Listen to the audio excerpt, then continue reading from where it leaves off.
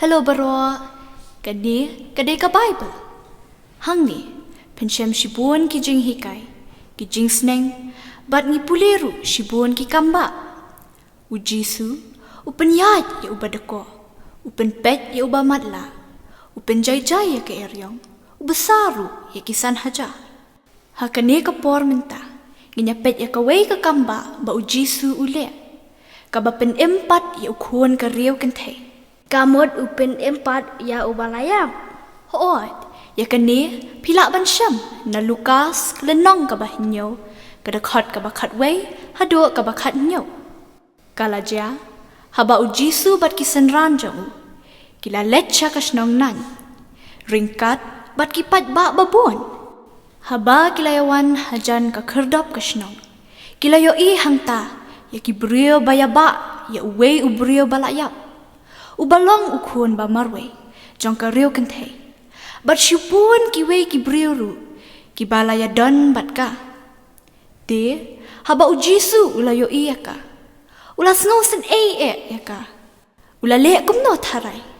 Ula pen empat ya Hoot, ula let bat ula kata ya ka krong, baba ya bat kita kinong raru, kila yeng haju.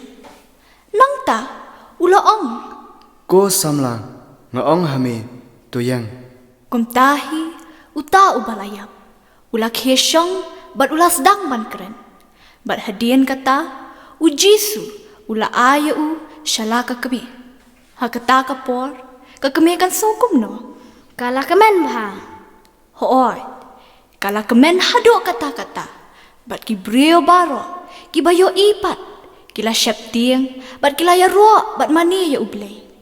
Bat kidaong unong itu lupa bakrau ulawan mi pedang jengi bat ublay ulawan i laki brio nakani ngiyo i ba ujisu udan kabor wat halor ka jingyap artli shushu ki jing hikai bangakwa ban pinken mauling ba kani ka jingja kabaningkong ujisu ubalong ukhun ublay ulong ubadap da ka mensiam sngosen kabaar ka jing syap tiang ya ublay kan penlong ya ngi ban ya ro pat mani shushu ya ublay shwa ban penkut ngakwa ba penle ini iway activity ban pen i ba pilakan mau ya ka jing hikai bala ai ha kani kasngi men tapat ngakwa pen buat ndien janga ya kani ka jing duai jisu melong ublay ubakraw.